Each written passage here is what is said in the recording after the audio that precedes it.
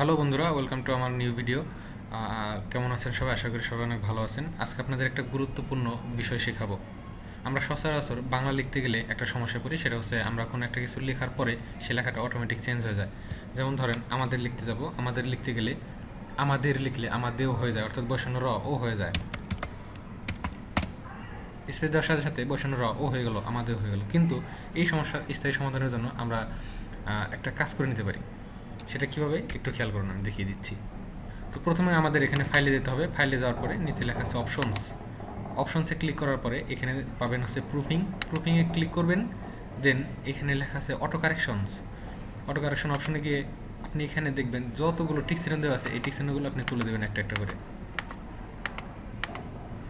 এবার আপনি এখান থেকে ওকে প্রেস করে এখান থেকে ওকে করে দেবেন।